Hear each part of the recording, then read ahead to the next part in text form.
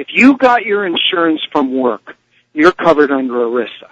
And the first thing you've got to do is understand your policy. And most people don't. They need help with the legalese. A lot of people have legitimate claims, but not everybody. And I think that may be the crux of the whole matter. Because insurance companies have been burnt, there's no doubt about the fact that they do hire people to try to catch you in something that is less than honest in terms of what you claim you're disabled with. And not only that, when they say that they're going to send you to an independent doctor, that is as much a fraud as it is you saying you can't do something because these independent doctors are on their payroll. Give me a break. Now think about that. Your doctor says you're disabled. The insurance company's doctor, who never saw you, never treated you, never examined you, never spoke to you. In fact, Gary, he's not even licensed in your state. He's just looking at the records and says, you know what? He's not disabled. There's not enough medication. There's not enough treatment. There's not enough restriction. There's not enough of anything. And on paper, just with a paper review says, sorry, not disabled. Is that enough under ERISA if you got your insurance from your employer? Yes. Why? Because you can't prove beyond a reasonable doubt. You've got a medical dispute amongst doctors, but I can't take that doctor's deposition and show that 100% of his time is spent doing paper reviews and 0% of his time is spent with actually hands-on patient care. That's ERISA. There's no rights and there's no remedies and there's no punishment.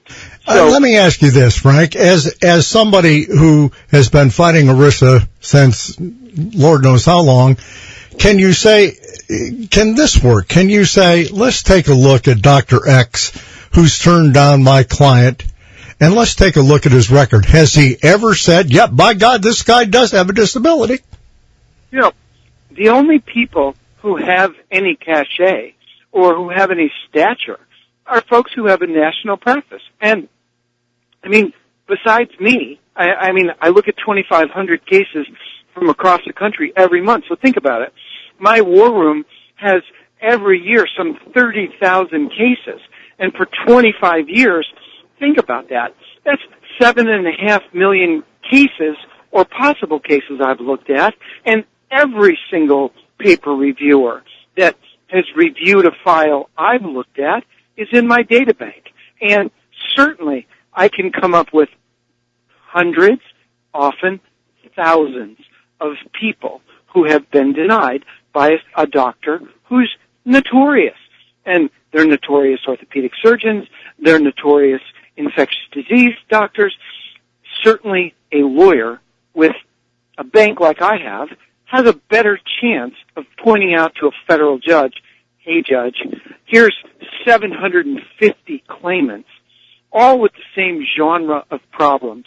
And in 600 of those, we won. We showed you that the review minimized, it routinized. They tried to normalize the care or the treatment. And you know what, Judge? This is a bad doctor. And worse yet, this is a bad company for using that bad doctor over and over and over. Unfortunately, Gary, the guy on the corner that you go down to that thinks they can help you with your employer disability policy has literally no chance to be able to discover that information. And see, that's the crux of the matter. The whole damn thing is fraudulent to we the people. The poor guy that may have a legitimate disability, he's been denied and he thinks he's really been had over. And so what does he do? Well, he sees this ad on TV with some attorney who says, been denied your disability claim? Come and see me. I'll get you the money you deserved. Fat chance of that happening. Fat chance. Contact a lawyer that gives free advice, free help, free policy analysis. Get some help